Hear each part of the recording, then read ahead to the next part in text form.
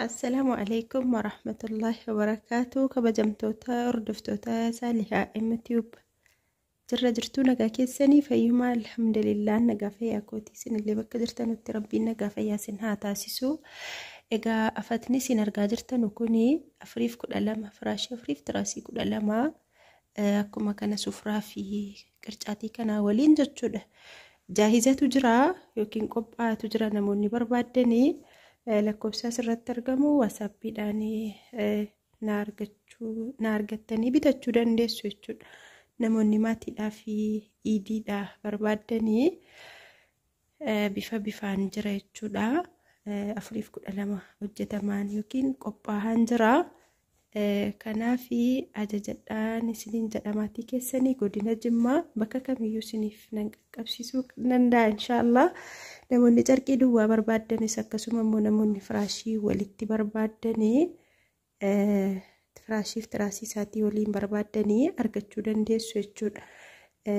Firaashiin egaa sadarkaa qaba. Firaashiin ispoonjii ta'e kan bareedaa jedhamu tokkoon isaa 2,000 kaasee jira. Akkasuma 1,200 kaasee hanga 2,000tti jira jechuudha.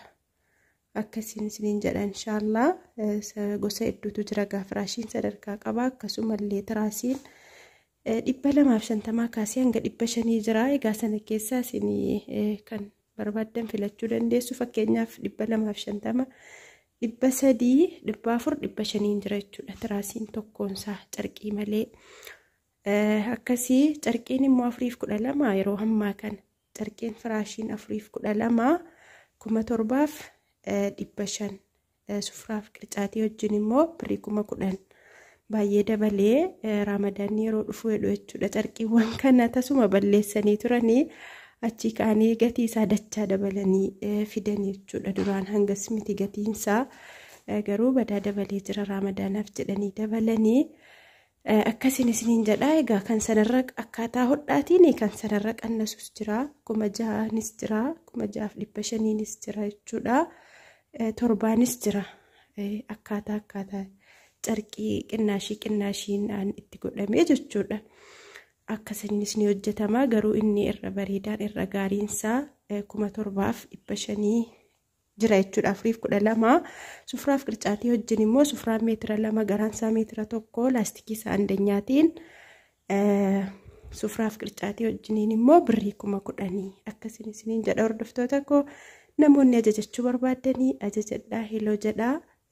Iidiin jala gaara gatii ta'e jennaani egaa Ramadaanni dhumee jira inshallah. Rabbiin nama hojii khairii keessatti dalagate hunda namarraa qeebalu rabbiin nu haa taasisu. Rabbiin soma keenya nurraa haqee baluu bara baraan illee ittiin waa gahu. Namoonni alana kushina madaamii keessatti soomtanii isa dhufu inshallah nama maatii keessan biratti yookiin immoo mana keessan keessatti soomu rabbiin isin haa taasisu.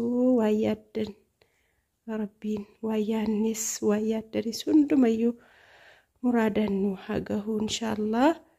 Akkas inshallah hanga viidiyoo biraatii walitti deebinutti nagaa rabbii keessanaaf turaa. Wassalaamu alaikum warahmatullahi wabarakaatuh.